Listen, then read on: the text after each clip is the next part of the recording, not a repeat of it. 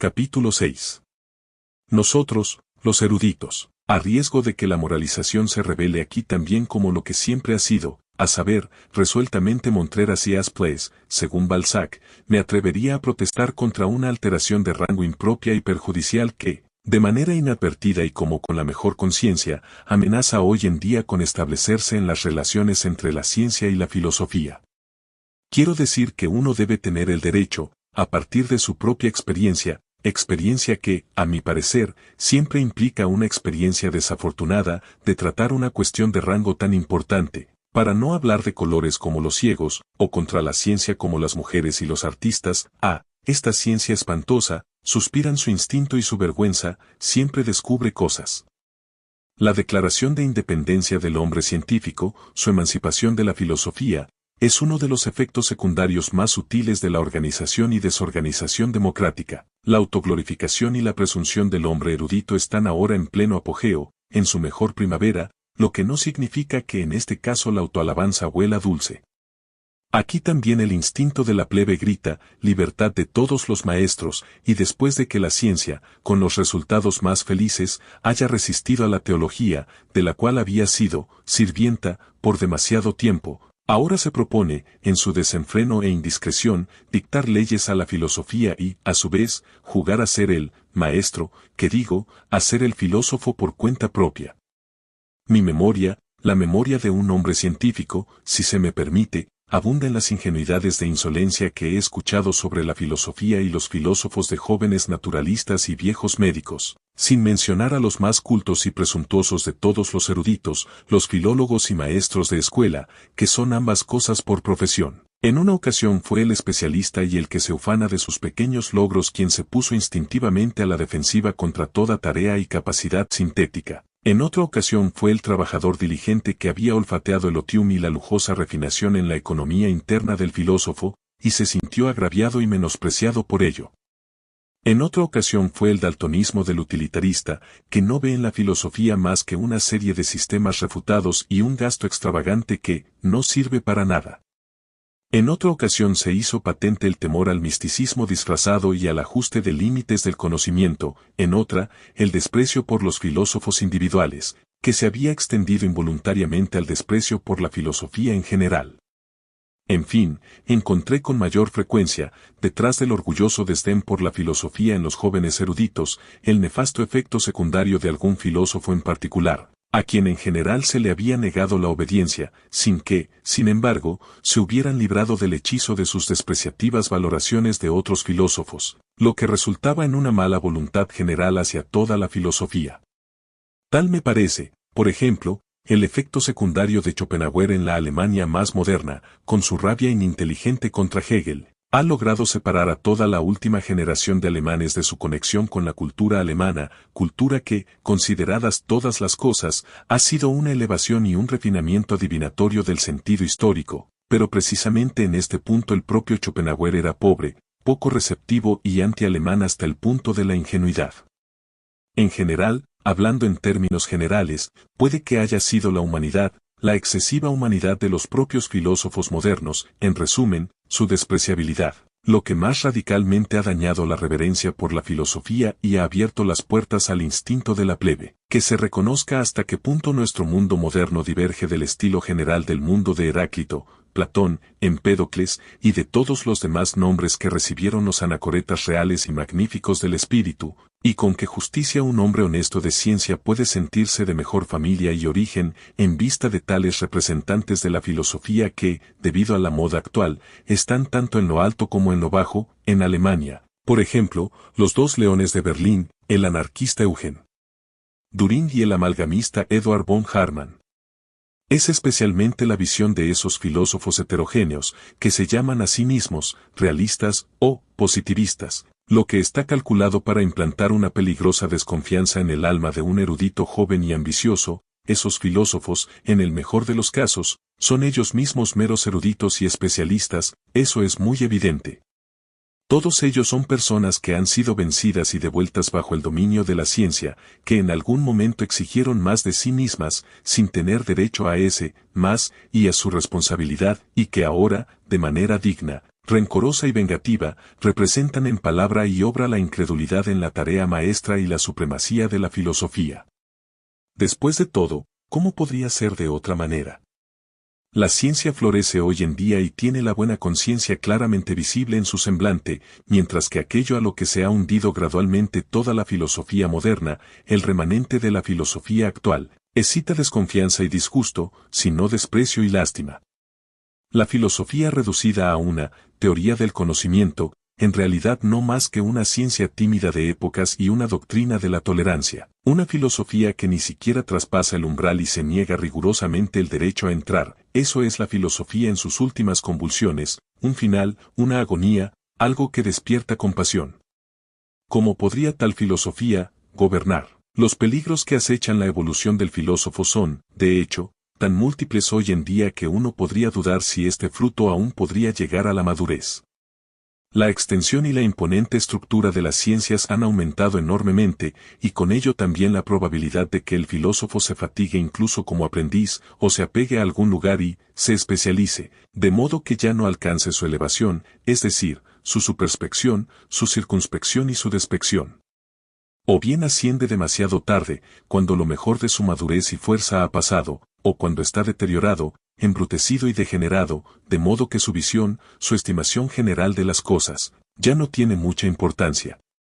Es quizás precisamente el refinamiento de su conciencia intelectual lo que le hace dudar y demorarse en el camino, teme la tentación de convertirse en un diletante, un milpiés, una milantena, sabe demasiado bien que, como discernidor, quien ha perdido su autoestima ya no manda, ya no lidera, a menos que aspire a convertirse en un gran actor, un cagliostro filosófico y un cazador de ratas espiritual, en resumen, un embaucador. Esto es, en última instancia, una cuestión de gusto, si es que no ha sido realmente una cuestión de conciencia. Para duplicar una vez más las dificultades del filósofo, existe también el hecho de que se exige a sí mismo un veredicto, un sí o un no, no con respecto a la ciencia, sino con respecto a la vida y el valor de la vida. Aprende a creer de mala gana que es su derecho e incluso su deber obtener este veredicto, y tiene que buscar su camino hacia el derecho y la creencia solo a través de las experiencias más extensas, quizás perturbadoras y destructivas, a menudo dudando, vacilando y aturdido. De hecho, el filósofo ha sido confundido y malinterpretado durante mucho tiempo por la multitud, ya sea con el hombre científico y erudito ideal, o con el visionario religiosamente elevado, desensualizado, desacralizado y embriagado de Dios, e incluso hoy, cuando se elogia a alguien porque vive, sabiamente, o, como un filósofo, apenas significa algo más que, prudentemente y aparte. Sabiduría, eso parece a la plebe una especie de huida, un medio y artificio para retirarse con éxito de un mal juego, pero el filósofo auténtico, no nos parece así a nosotros, amigos míos, vive, sin filosofar, y, sin sabiduría, sobre todo, imprudentemente, y siente la obligación y la carga de 100 intentos y tentaciones de la vida, se arriesga constantemente, juega a este mal juego. En relación con el genio, es decir, un ser que engendra o produce, ambas palabras entendidas en su sentido más pleno, el hombre de letras, el hombre científico promedio, siempre tiene algo de solterona, pues, como ella, no está familiarizado con las dos funciones principales del hombre.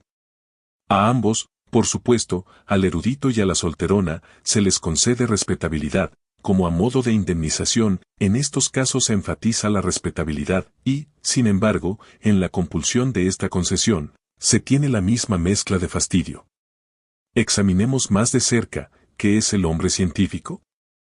En primer lugar, un tipo de hombre común, con virtudes comunes, es decir, un tipo de hombre no dominante, no autoritario y no autosuficiente, posee diligencia, adaptabilidad paciente a la jerarquía y al orden, ecuanimidad y moderación en capacidad y exigencia, tiene el instinto para las personas como él y para lo que requieren, por ejemplo, la porción de independencia y prado verde sin la cual no hay descanso del trabajo, el derecho al honor y la consideración, lo que ante todo presupone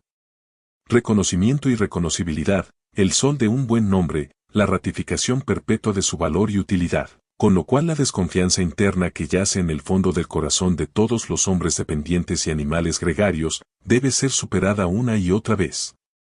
El hombre erudito, como es apropiado, también tiene dolencias y defectos de un tipo innoble, Está lleno de envidia mezquina y tiene una vista de lince para los puntos débiles en aquellas naturalezas a cuyas elevaciones no puede llegar. Es confiado, pero solo como quien se deja llevar, mas no fluye, y precisamente ante el hombre de la gran corriente se muestra tanto más frío y reservado, su ojo es entonces como un lago liso e impasible, que ya no se mueve por el éxtasis o la simpatía. Lo peor y más peligroso de lo que es capaz un erudito resulta del instinto de mediocridad de su tipo, del jesuitismo de la mediocridad, que trabaja instintivamente por la destrucción del hombre excepcional y se esfuerza por romper, o, mejor aún, por aflojar, todo arco tensado. Aflojar, por supuesto, con consideración y, naturalmente, con mano indulgente, aflojar con simpatía confiada, ese es el verdadero arte del jesuitismo, que siempre ha sabido presentarse como la religión de la simpatía, por muy agradecidamente que se reciba el espíritu objetivo, y quien no ha estado harto de toda subjetividad y su maldito egocentrismo exacerbado, al final, sin embargo, uno debe aprender la cautela incluso con respecto a su gratitud, y poner fin a la exageración con la que se ha celebrado recientemente el despersonalizarse y despojarse de sí mismo del espíritu, como si fuera el fin en sí mismo, como si fuera la salvación y la glorificación, como suele ocurrir especialmente en la escuela pesimista, que también a su vez tiene buenas razones para rendir los más altos honores al conocimiento desinteresado. El hombre objetivo, que ya no maldice ni regaña como el pesimista, el hombre de estudio ideal en quien el instinto científico florece plenamente después de 1000 fracasos completos y parciales, es sin duda uno de los instrumentos más valiosos que existen, pero su lugar está en la mano de uno más poderoso. Es solo un instrumento, podríamos decir, es un espejo, no es un fin en sí mismo.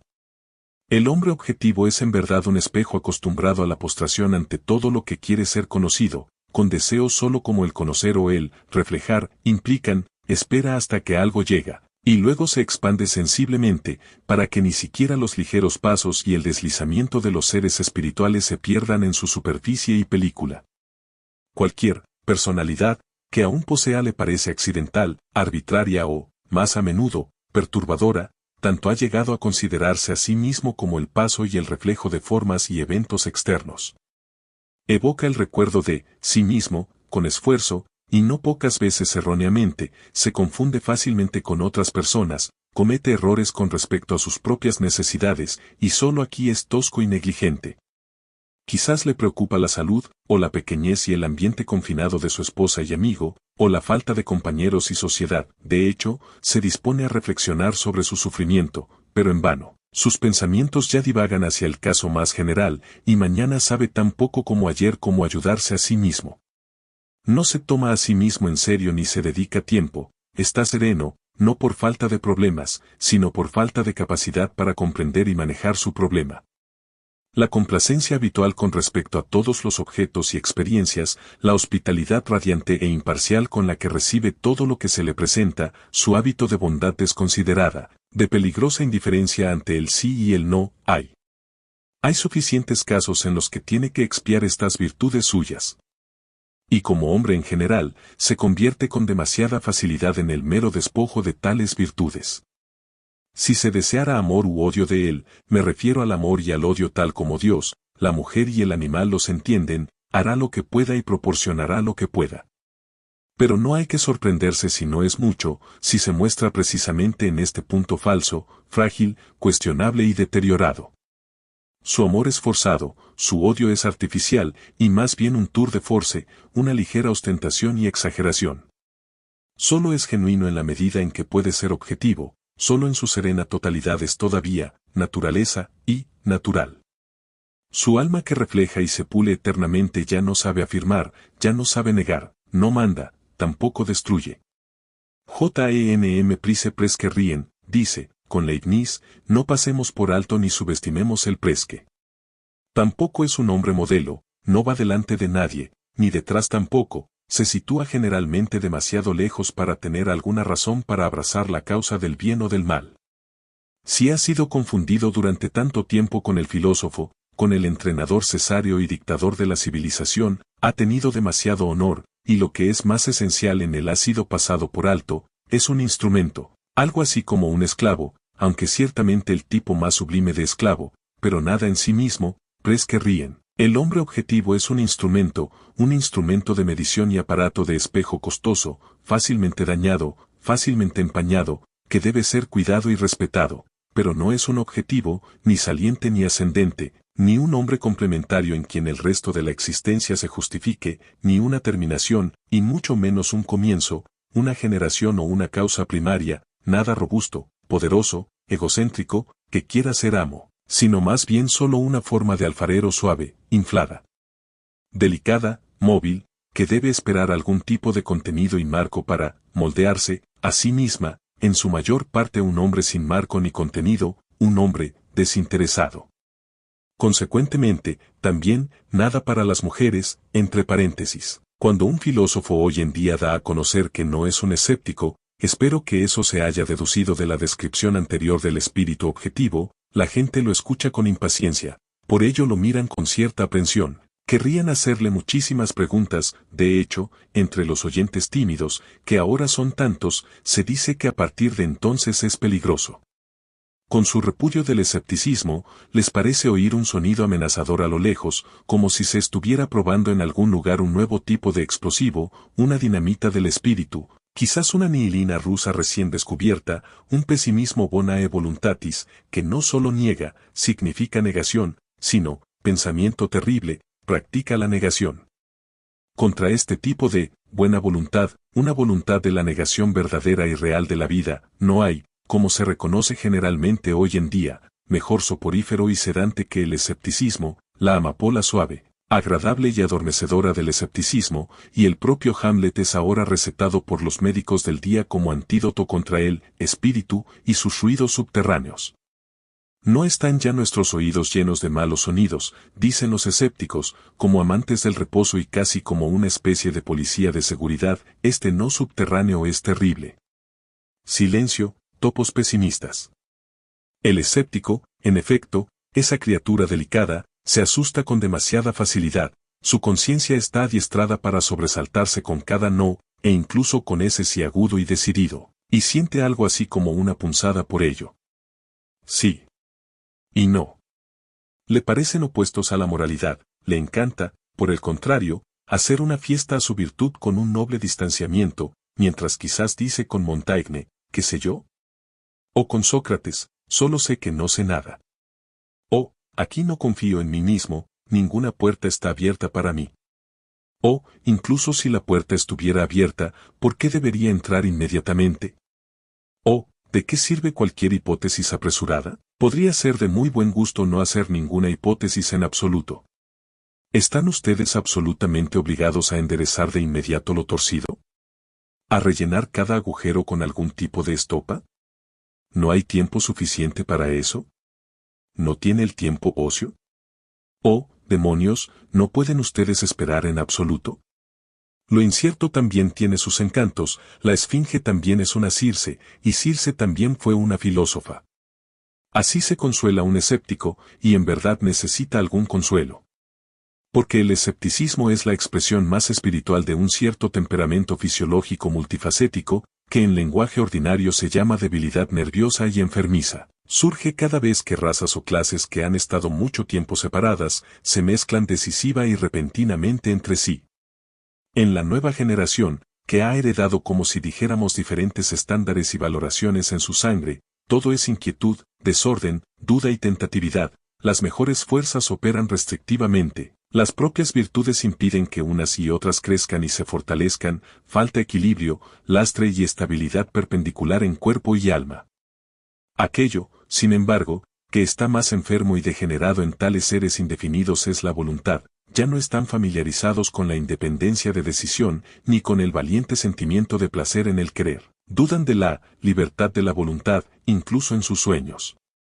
Nuestra Europa actual, escenario de un intento insensato y precipitado de mezcla radical de clases y consecuentemente de razas, es, por lo tanto, escéptica en todas sus alturas y profundidades, a veces exhibiendo el escepticismo móvil que salta impaciente y caprichosamente de rama en rama, a veces con aspecto sombrío, como una nube sobrecargada de signos de interrogación, y a menudo enferma de muerte de su voluntad. Parálisis de la voluntad, donde no encontramos a este tullido sentado hoy en día. Y, sin embargo, cuán a menudo adornado. Cuán seductoramente ornamentado. Hay los más finos vestidos de gala y disfraces para esta enfermedad, y eso, por ejemplo, la mayor parte de lo que hoy en día se exhibe como objetividad, el espíritu científico, el-art por el-art, y puro conocimiento voluntario, es solo escepticismo disfrazado y parálisis de la voluntad. Estoy dispuesto a responder por este diagnóstico de la enfermedad europea. La enfermedad de la voluntad se difunde de manera desigual por Europa, es peor y más variada donde la civilización ha prevalecido por más tiempo, disminuye a medida que, el bárbaro, aún, o de nuevo, afirma sus derechos bajo el ropaje suelto de la cultura occidental. Por lo tanto, en la Francia de hoy, como se puede revelar y comprender fácilmente, la voluntad es la más débil, y Francia, que siempre ha tenido una aptitud magistral para convertir incluso las crisis portentosas de su espíritu en algo encantador y seductor, manifiesta ahora enfáticamente su ascendencia intelectual sobre Europa, al ser la escuela y la exhibición de todos los encantos del escepticismo. El poder de querer y de persistir, además, en una resolución, es ya algo más fuerte en Alemania, y de nuevo en el norte de Alemania es más fuerte que en el centro de Alemania, es considerablemente más fuerte en Inglaterra, España y Córcega, asociado con la flema en la primera y con cráneos duros en las últimas, sin mencionar a Italia, que es demasiado joven aún para saber lo que quiere, y debe mostrar primero si puede ejercer voluntad, pero es el más fuerte y sorprendente de todos en ese inmenso imperio central donde Europa, por así decirlo, fluye de regreso a Asia, a saber, en Rusia. Allí el poder de querer ha estado almacenado y acumulado durante mucho tiempo, allí la voluntad, incierta de ser negativa o afirmativa, espera amenazadoramente ser descargada, para tomar prestada su frase favorita de nuestros físicos. Quizás no solo las guerras indias y las complicaciones en Asia serían necesarias para liberar a Europa de su mayor peligro, sino también la subversión interna, el desmembramiento del imperio en pequeños estados, y sobre todo la introducción de la imbecilidad parlamentaria, junto con la obligación de cada uno de leer su periódico en el desayuno. No digo esto como quien lo desea, en mi corazón preferiría lo contrario, me refiero a un aumento tal en la actitud amenazadora de Rusia, que Europa tendría que decidirse a volverse igualmente amenazadora, a saber, adquirir una voluntad, por medio de una nueva casta que gobierne el continente, una voluntad propia persistente y terrible, que pueda fijar sus objetivos miles de años por delante, para que la larga comedia de su estatismo mezquino y su multiplicidad de voluntades tanto dinástica como democrática, pueda finalmente llegar a su fin. El tiempo de la política mezquina ha pasado, el próximo siglo traerá la lucha por el dominio del mundo, la compulsión a la gran política. En cuanto a hasta qué punto la nueva era bélica en la que los europeos hemos entrado evidentemente pueda quizás favorecer el crecimiento de otro tipo de escepticismo más fuerte, me gustaría expresarme preliminarmente solo con una parábola, que los amantes de la historia alemana ya entenderán. Aquel entusiasta inescrupuloso de los grandes y apuestos granaderos, quien, como rey de Prusia, dio origen a un genio militar y escéptico, y con ello, en realidad, al nuevo tipo de alemán ahora triunfalmente emergido, el problemático y excéntrico padre de Federico el Grande, tuvo en un punto el verdadero don y la afortunada comprensión del genio, sabía lo que entonces faltaba en Alemania, cuya carencia era 100 veces más alarmante y grave que cualquier falta de cultura y forma social, su mala voluntad hacia el joven Federico resultó de la ansiedad de un instinto profundo. Faltaban hombres, y sospechaba, para su más amargo pesar, que su propio hijo no era lo suficientemente hombre. Allí, sin embargo, se engañó a sí mismo, pero ¿quién no se habría engañado en su lugar?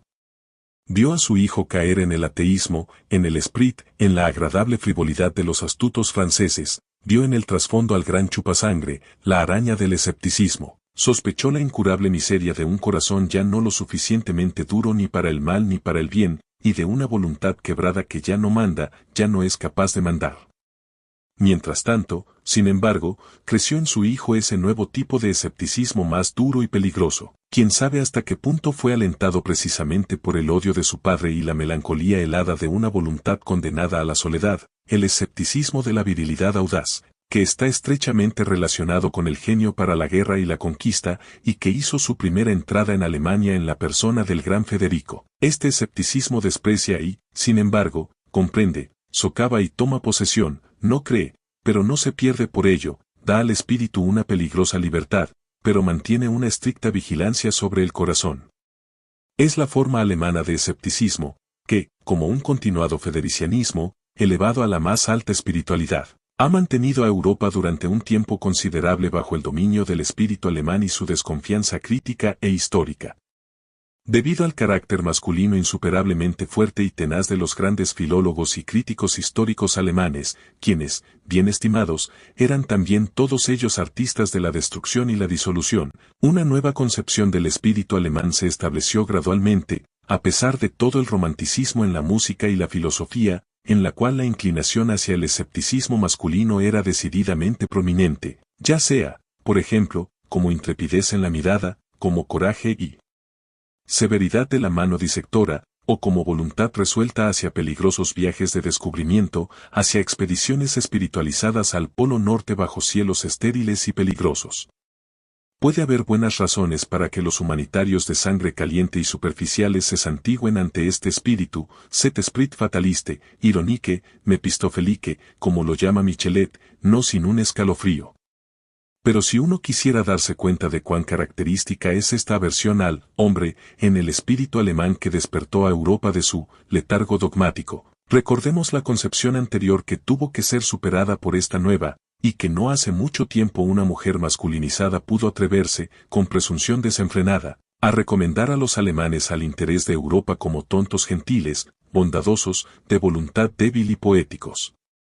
Finalmente, comprendamos con suficiente profundidad el asombro de Napoleón al ver a Goethe, revela lo que durante siglos se había considerado el espíritu alemán. Boila un hombre, eso era tanto como decir, pero este es un hombre. Y yo solo esperaba ver a un alemán, suponiendo, entonces, que en la imagen de los filósofos del futuro, algún rasgo sugiera la pregunta de si no deben ser quizás escépticos en el último sentido mencionado, solo se designaría a algo en ellos, y no a ellos mismos. Con igual derecho podrían llamarse a sí mismos críticos, y con seguridad serán hombres de experimentos. Con el nombre con el que me aventuré a bautizarlos, ya he enfatizado expresamente su afán de intentar y su amor por ello. Es esto porque, como críticos en cuerpo y alma, les encantará hacer uso de experimentos en un sentido nuevo, y quizás más amplio y peligroso. En su pasión por el conocimiento, tendrán que ir más allá en intentos audaces y dolorosos de lo que el gusto sensible y mimado de un siglo democrático puede aprobar. No hay duda de que estos venideros serán los que menos podrán prescindir de las cualidades serias y no inescrupulosas que distinguen al crítico del escéptico, me refiero a la certeza en cuanto a los estándares de valor, el empleo consciente de una unidad de método, el coraje cauteloso, el estar solo y la capacidad de autorresponsabilidad. De hecho, confesarán entre ellos un deleite en la negación y la disección, y una cierta crueldad considerada, que sabe manejar el cuchillo con seguridad y destreza, incluso cuando el corazón sangra. Serán más severos, y quizás no siempre solo consigo mismos, de lo que la gente humanitaria podría desear, no tratarán con la verdad, para que les agrade, o los eleve, inspire, más bien tendrán poca fe en que la verdad traiga consigo tales deleites para los sentimientos. Sonreirán, esos espíritus rigurosos, cuando alguien diga en su presencia, ese pensamiento me eleva, porque no debería ser verdadero, o, esa obra me encanta, porque no debería ser hermosa, o, ese artista me engrandece, ¿por qué no debería ser grande? Quizás no solo tendrán una sonrisa, sino un genuino asco por todo lo que es así de estático, idealista, femenino y hermafrodita, y si alguien pudiera mirar en lo más profundo de sus corazones, no encontraría fácilmente en ellos la intención de conciliar sentimientos cristianos con gusto antiguo, o incluso con el parlamentarismo moderno, el tipo de reconciliación necesariamente hallado incluso entre filósofos en nuestro siglo tan incierto y, por consiguiente, tan conciliador. La disciplina crítica, y todo hábito que conduzca a la pureza y el rigor en asuntos intelectuales, no solo será exigida a sí mismos por estos filósofos del futuro, sino que incluso podrán exhibirla como su adorno especial, sin embargo, no querrán ser llamados críticos por ello.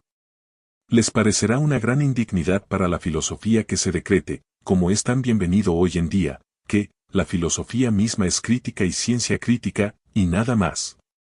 Aunque esta estimación de la filosofía pueda gozar de la aprobación de todos los positivistas de Francia y Alemania, y posiblemente incluso halagara el corazón y el gusto de Kant. Recordemos los títulos de sus obras principales. Nuestros nuevos filósofos dirán, no obstante, que los críticos son instrumentos del filósofo, y precisamente por eso, como instrumentos, están lejos de ser filósofos ellos mismos.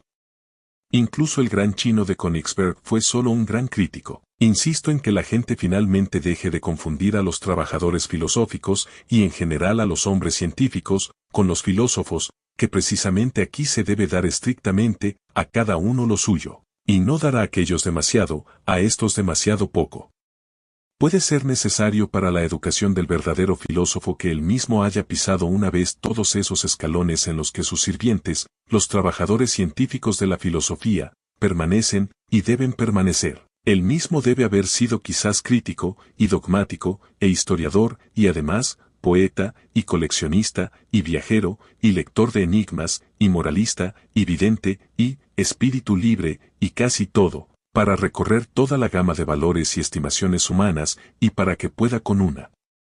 variedad de ojos y conciencias mirar desde una altura a cualquier distancia, desde una profundidad hasta cualquier altura, desde un rincón a cualquier extensión. Pero todas estas son solo condiciones preliminares para su tarea. Esta tarea misma exige algo más, le exige crear valores. Los trabajadores filosóficos, siguiendo el excelente patrón de Kant y Hegel, tienen que fijar y formalizar un gran cuerpo existente de valoraciones, es decir, antiguas determinaciones de valor, creaciones de valor, que se han vuelto prevalentes y que por un tiempo se llaman verdades, ya sea en el ámbito de lo lógico, lo político, moral o lo artístico.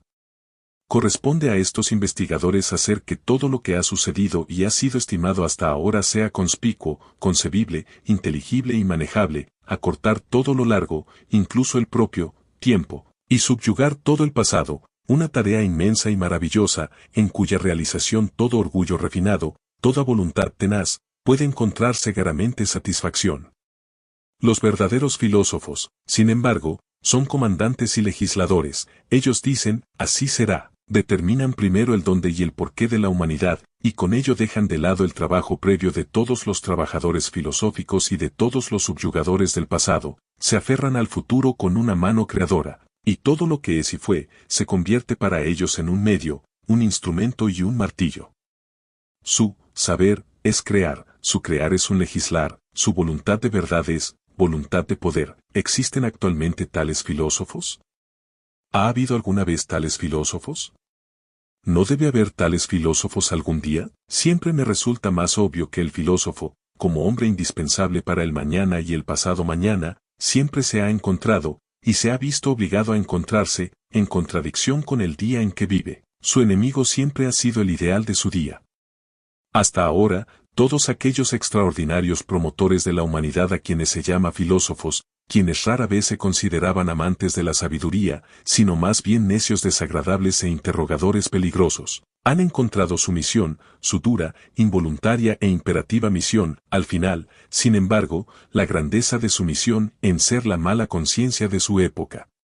Al aplicar el cuchillo del vivisector al pecho de las mismísimas virtudes de su época, han traicionado su propio secreto, ha sido en aras de una nueva grandeza del hombre, un nuevo camino inexplorado hacia su engrandecimiento. Siempre han revelado cuánta hipocresía, indolencia, autoindulgencia y autodescuido, cuánta falsedad se ocultaba bajo los tipos más venerados de la moralidad contemporánea, cuánta virtud estaba caduca. Siempre han dicho, debemos irnos de aquí a donde ustedes se sientan menos cómodos.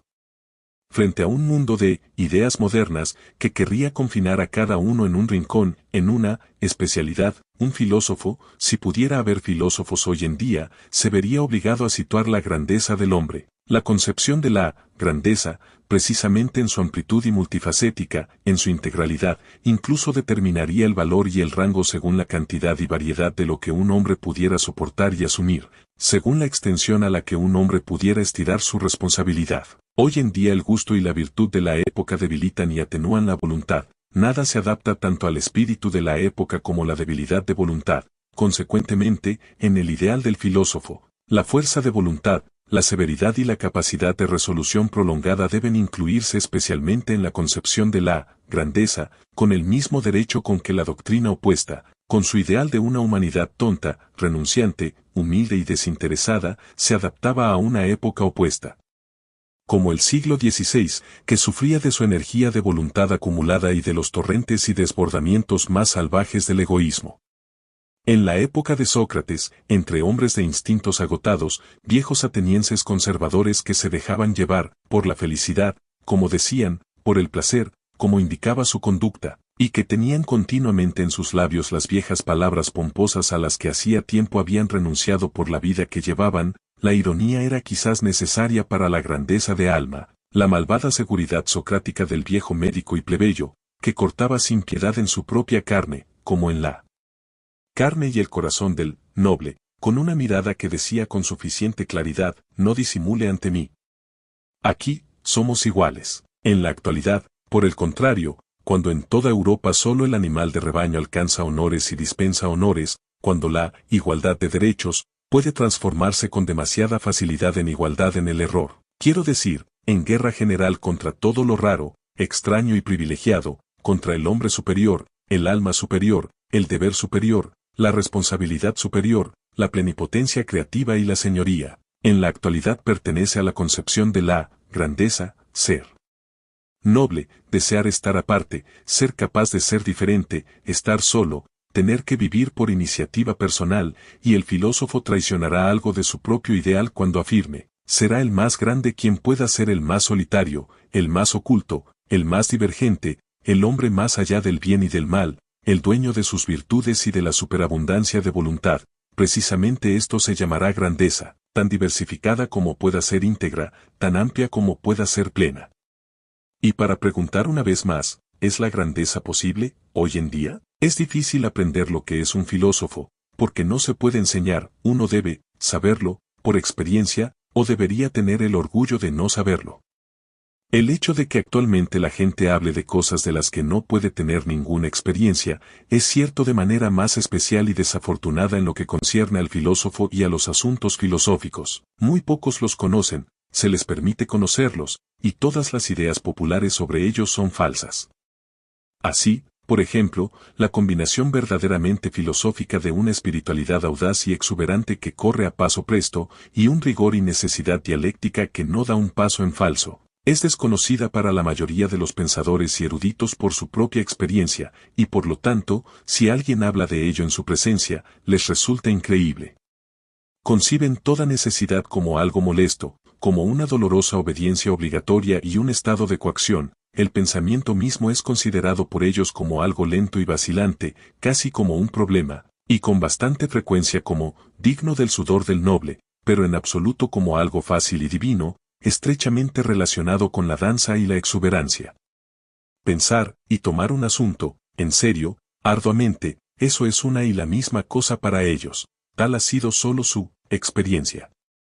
Los artistas tienen aquí quizás una intuición más fina, ellos que saben demasiado bien que precisamente cuando ya no hacen nada, arbitrariamente, y todo por necesidad, su sentimiento de libertad, de sutileza, de poder, de fijar, disponer y dar forma creativamente, alcanza su clímax, en resumen, que la necesidad y la libertad de voluntad, son entonces lo mismo para ellos. Hay, en fin, una gradación de rango en los estados psíquicos, a la que corresponde la gradación de rango en los problemas, y los problemas más elevados repelen sin piedad a todo aquel que se aventura demasiado cerca de ellos, sin estar predestinado para su solución por la elevación y el poder de su espiritualidad. ¿De qué sirve que intelectos ágiles y cotidianos, o mecánicos y empiristas torpes y honestos, se acerquen, en su ambición plebeya, a tales problemas, y por así decirlo, a este, santo de los santos, como tan a menudo sucede hoy en día?